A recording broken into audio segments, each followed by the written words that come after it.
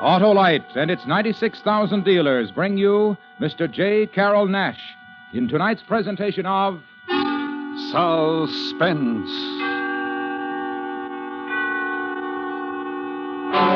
Tonight, Autolite presents a story about buried treasure, a real buried treasure, and a curse, a tale we call The Treasure Chest of Don Jose, starring Mr. J. Carroll Nash.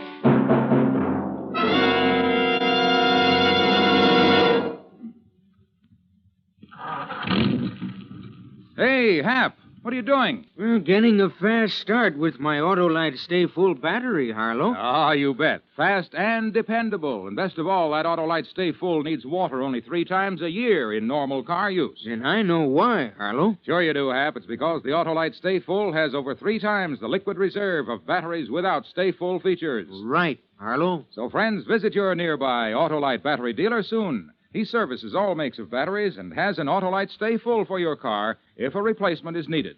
To quickly learn his location, just phone Western Union by number. And ask me, Operator 25, and I'll gladly tell you the location of your nearest Autolite battery dealer. And remember, from bumper to tail light, you're always right with Autolite. And now, with The Treasure Chest of Don Jose and the performance of Mr. J. Carroll Nash, Autolite hopes once again to keep you in suspense. This is not a pretty story. There is blood in it, the blood of men and women. There is a curse in it, and gold. But it is a funny story. It is a joke, a great joke I cannot laugh at. It is a joke on me.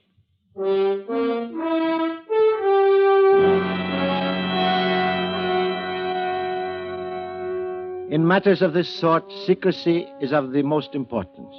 In matters of this sort, no man is your friend. Once, I had a friend. We lived together in my little house on Black Cay down in the Gulf of Mexico. But then the hurricane struck, and everything was different. The wind blew for 2 nights and a day, and when the waves piled up on the quay and swept away the house, it was my friend Pedro who dragged me away unconscious and lashed me to a ring bolt on our little dock and saved my life. Next day, the sun was shining again, but there was nothing left on my little island. The splintered planks that once had been the house of my father were scattered among the stripped palm trees, and even the big chimney that was built by my great-grandfather was a pile of broken bricks. There was nothing but blue sea and a bright sun and heaviness in my heart. Even the chimney. What would you expect from such a wind? Aye, my friend. So now at last the curse of the Gasparias has fallen on you? Curse, you speak foolishness. It was a hurricane. So it was, but a hurricane sent especially to destroy you? You cannot believe that silly tale. Did not your father perish from a bolt of lightning that struck him from a cloudless sky? The doctor said it was a heart attack. And your grandfather pulled into the sea by a giant octopus? He was washed overboard during a squall. And all because of his father, Don Jose, the king of the pirates? And the curse put upon him and all the Gasparias by the beautiful Doña Margarita, who preferred death. Oh, you prattle like a schoolboy, you who have never been one day to school. Come, we will clear up this mess and build the house over again.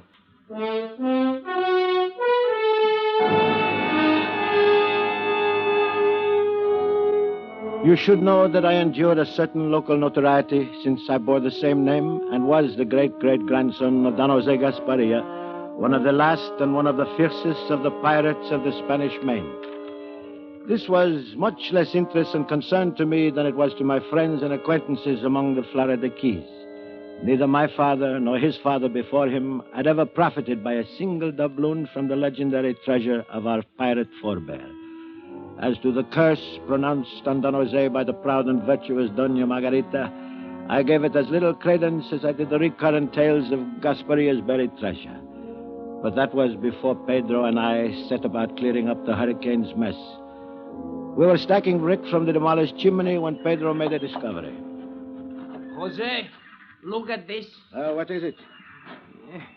Seems to be a box, a little iron box, the size and shape of a brick. Well, let me see it. There was a lock there, but it's rusted away. Hand me that pinch bar.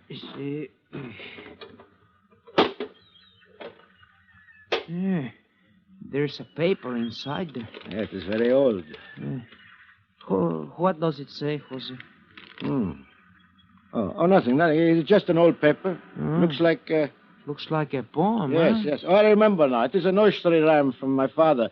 And then he copied it for me when I was a little boy. But what's it doing in this old iron box? Oh, I must have hidden it away once when I was playing. Well, amigo, come. We shall get back to work, huh?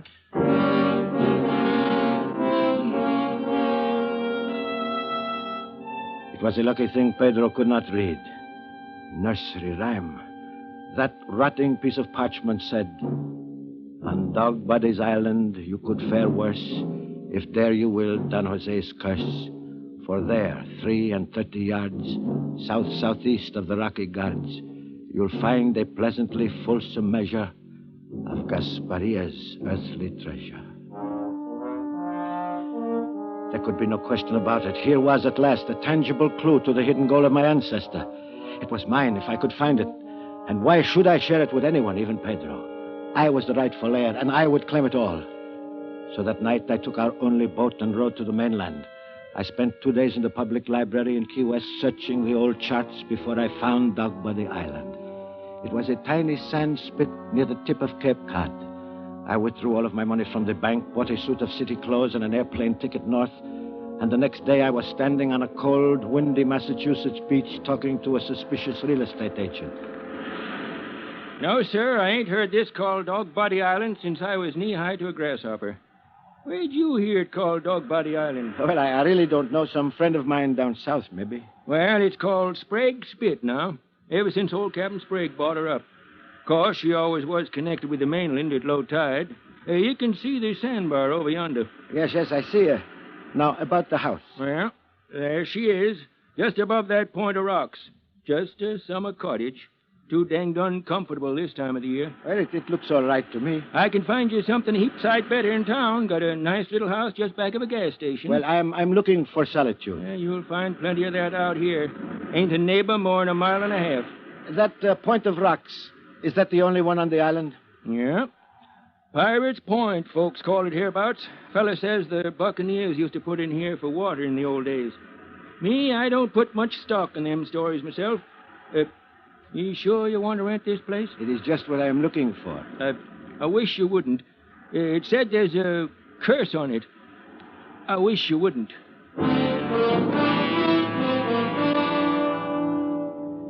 It was perfect.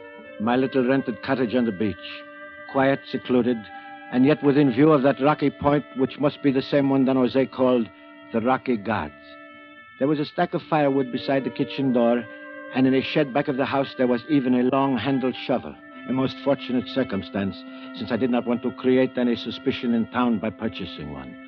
I can tell you I scarcely slept that first night. So great was my eagerness to be up in the morning, pace the 33 yards southeast of the Rocky Guards, and begin digging for my treasure.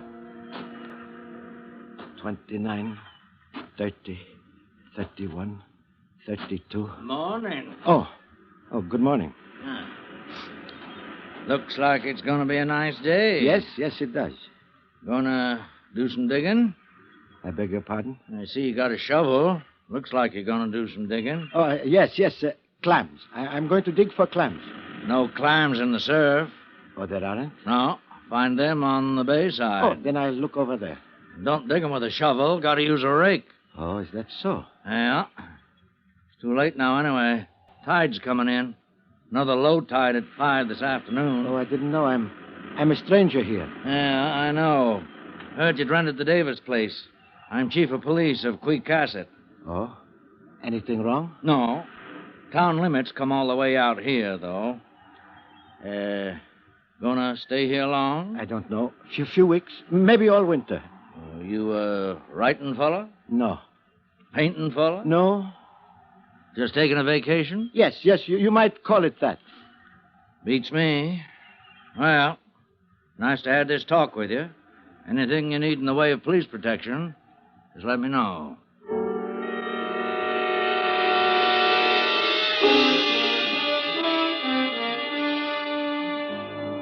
He couldn't know.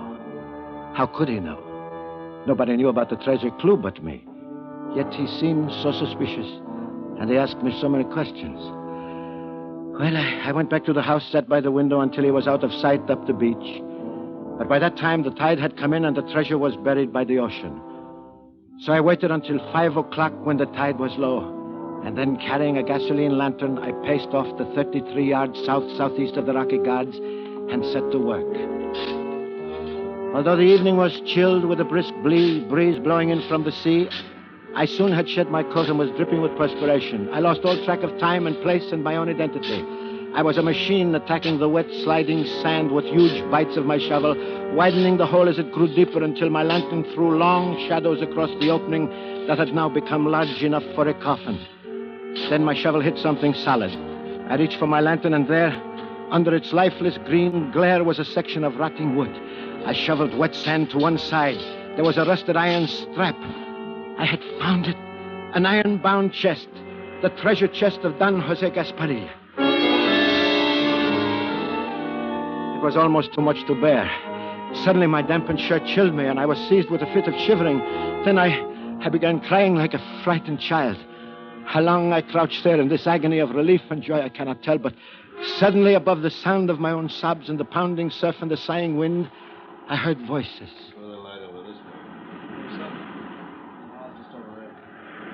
Terror seized me. Who came now to violate my supreme moment? Who now threatened to deprive me of what was rightfully mine? I turned the lantern out, scrambled from the hole. A few yards away, I could see the beam of a flashlight slowly approaching. I ran, hid behind a ledge of rocks, my heart drumming in my ears, my held breath screaming in my tightened throat, trying to listen, trying to see.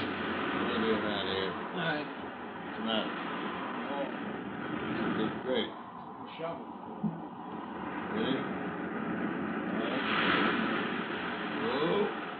Ready? What were they doing? Did they know? At last it was quiet. I watched their light as they made their way across the island toward the bay. And then after a long time, I heard the cough of a motorboat. Still I waited until the sound of the receding motor was lost in the sighing wind and the hiss of the nearby surf. Then I lit my lantern and went back to my diggings. The hole, it was half filled, and suddenly my terror turned to rage. What had they done? I began digging savagely. But almost at once my shovel hit something that was softer than the chest and yielded to the pressure. I seized my lantern, crouched over for a closer examination, and found myself looking into the still open and vacantly staring eyes of a corpse.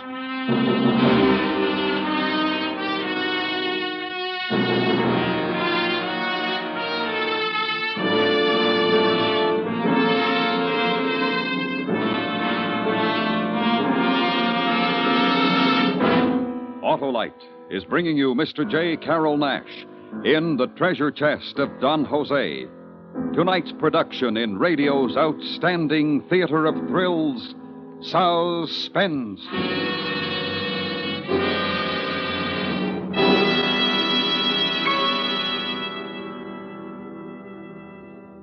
Say, Harlow, wait a minute. Do you mean everyone? Everyone, Hap. Positive? Positive, Hap.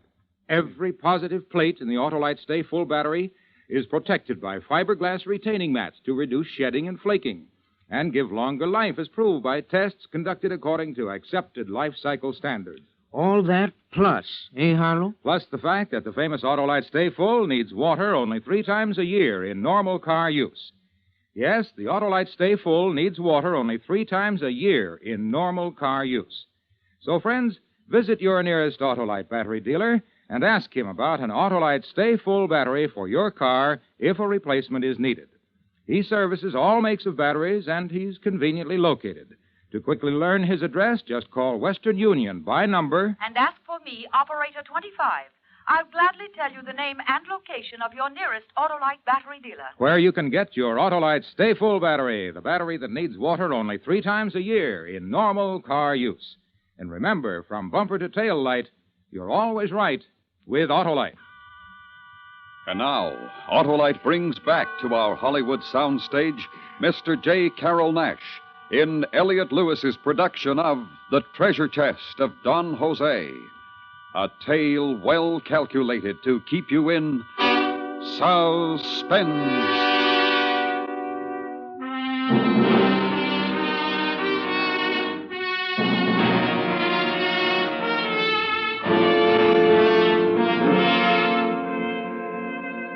For a moment, as I stared into the open eyes of the corpse, I had a strange feeling that he was one of Don Jose Gaspario's men buried with a treasure chest to guard it through eternity. But this was ridiculous. The man was only recently dead, no 100-year-old skeleton. And he was young and well-dressed, yet he stood between me and my treasure. Was this then the curse laid upon Don Jose, come to rest at my feet? With the greatest effort, I covered the grisly guardian of my fortune. By then, it must have been close to midnight. The tide was coming in. I dragged myself back to the house, tormented by 1,000 anxieties.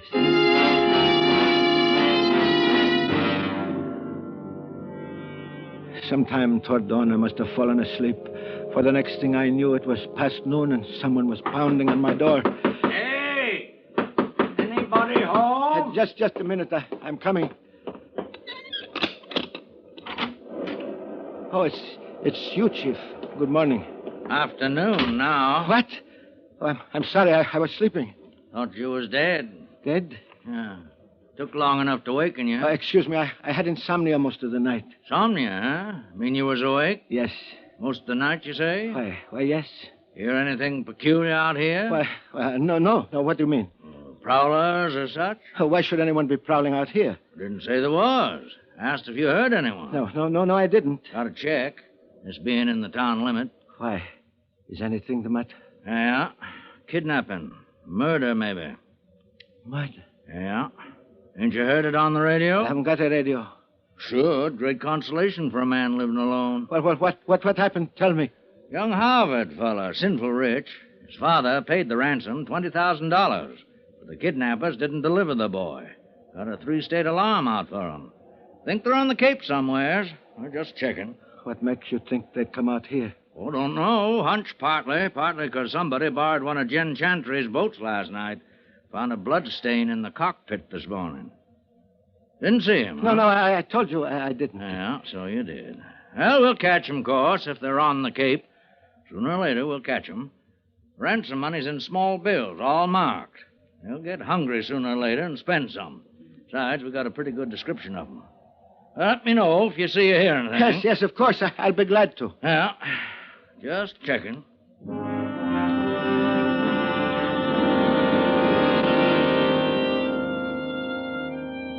Now there was no time to lose. I had already missed one low tide. I had to get my gold and get it away from this island of suspicion and debt. I waited until 5 o'clock and returned to my diggings. The low, scudding clouds packed the sand with sudden gusts of icy rain. There was little likelihood that I would have unwelcome visitors on such a forbidding evening. I quickly disinterred the body from my treasure hole. Unquestionably, he was the kidnapped victim, a young man dressed in flannel slacks and saddle shoes of a college boy. I dragged him to one side, out of sight behind some rocks where I couldn't see his empty death stare. Then I went back to my digging. By 7 o'clock, I had uncovered the chest and was prepared to lift it out of its grave. The curse? No curse, for here was the treasure, and it was mine. I better give you a hand with that. What? He wants to know, do you need a hand with that? Who are you? What are you doing here? How did you get here? Low tide. We'll walk. Get out of the hole, Pop. Answer me. Help Pop out of the hole. Yeah. Come on, Pop. All right, where is it? What? It's gone. He got rid of it. Get him out of there. Okay, Pop, come on. No, let me go, please. Let me go. Where is it, Pop? What'd you do with him? Do? Where's the kid? There. I put him there. Steve? Yeah. He's here. What are you trying to do, Pop? Why'd you move him? What's he trying to do? He was... Was? Was what? Look in the hole. Yeah. No, don't. There's a box in here. That why you moved him, Pop? Get to the box. Give me a hand with this. Leave it alone. It's mine. Don't touch it. Shut up. Yeah. See it? What do you got, Pop? Treasure? Buried treasure? Don't laugh. Maybe that's what it is.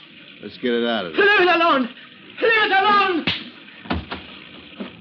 I told you to shut up. All right, Steve, let's get it out of there.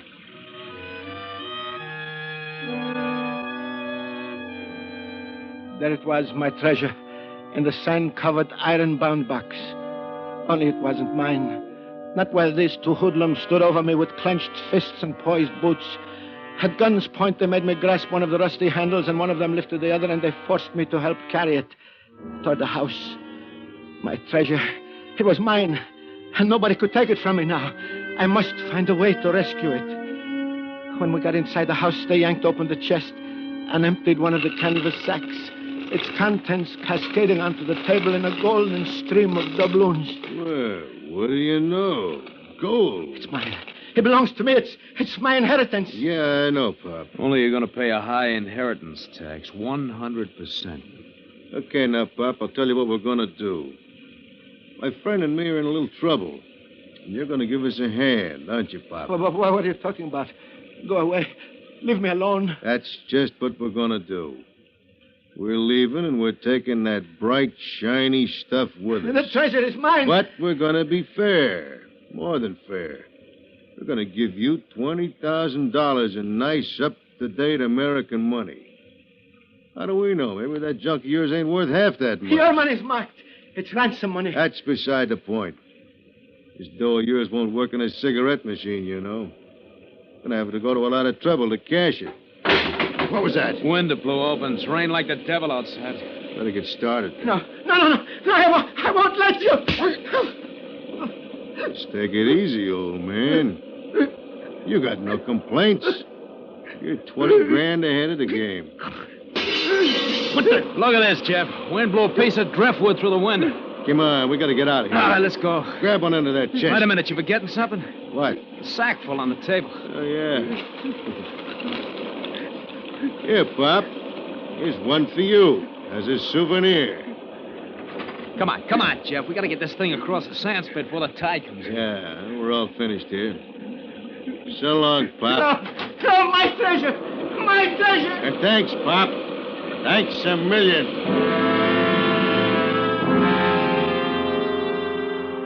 And they were gone, walking slowly across the dunes with a heavy burden. I watched them, unaware of the sheets of rain driving through the open door of the cottage, unaware that the house itself was shuddering from the impact of the storm, unaware that the wind had shifted from northeast to southeast. And suddenly I became conscious of my great danger.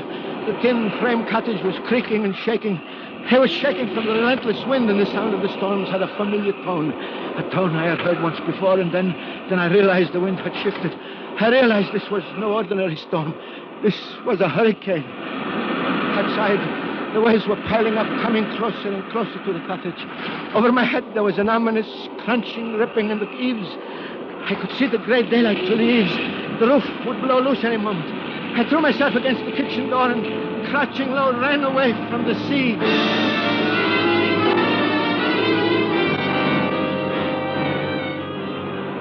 Down behind the shelter of a high dune, I stumbled against a cranberry bush and fell flat, spread-eagled on the sand. And suddenly the wind stopped, the rain stopped, and there was the calm of death. It was the center of the hurricane, the eye, the moment of respite before the final fury of the storm. And I remembered the curse and wished aloud for its fulfillment. And there was no sound but the booming of the furious surf, and then there seemed to be a distant human cry. I looked toward the rocky guards. Far in the distance, for an instant, I could see the tiny, struggling figures of my tormentors. And then a giant wave crashed down on them, and the spit disappeared in boiling, angry water. And the wet heavens descended again, hurled upon me by the tail of the hurricane.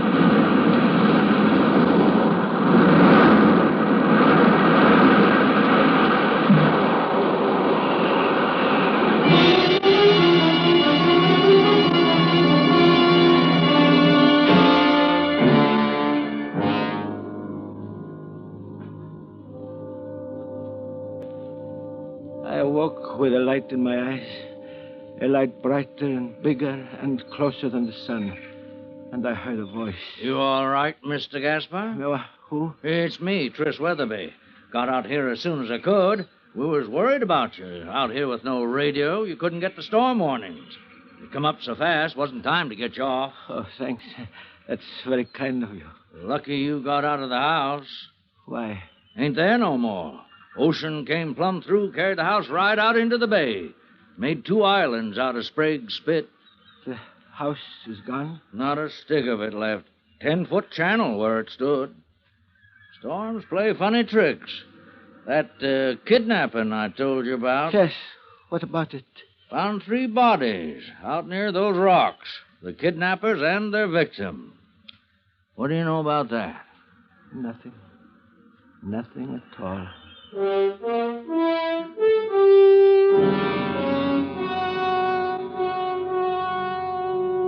It is a very funny story, no?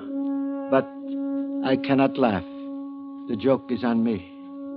You don't believe me? But look, here is the gold doubloon. All that is left of the treasure chest of Don Jose. Yet I know this to be true. There is a treasure. I saw it, held it, and that treasure still exists. Only now there is no map.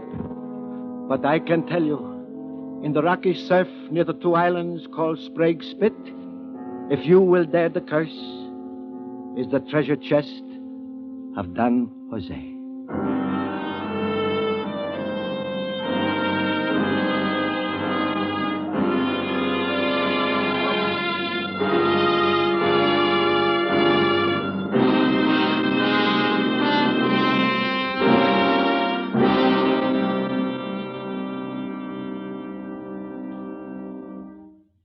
Suspense. The story of a true buried treasure, presented by Autolite. Tonight's star, Mr. J. Carroll Nash. This is Harlow Wilcox speaking for Autolite, world's largest independent manufacturer of automotive electrical equipment. Autolite is proud to serve the greatest names in the industry. That's why, during the early months of 1952, the Autolite family is saluting the leading car manufacturers who use Autolite products as original equipment. Our Autolite family is a big family, and it's made up of nearly 30,000 men and women in Autolite plants from coast to coast and in many foreign countries.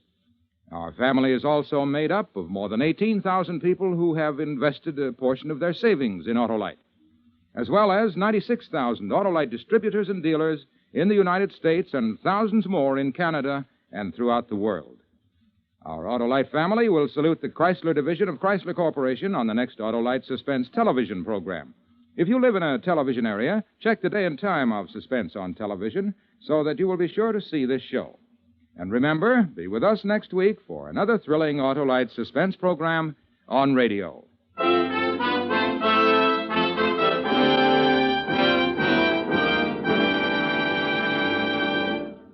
Next week on Suspense, our star will be Mr. James Mason in the story of the terrifying escape of a dying man, an adaptation of Odd Man Out.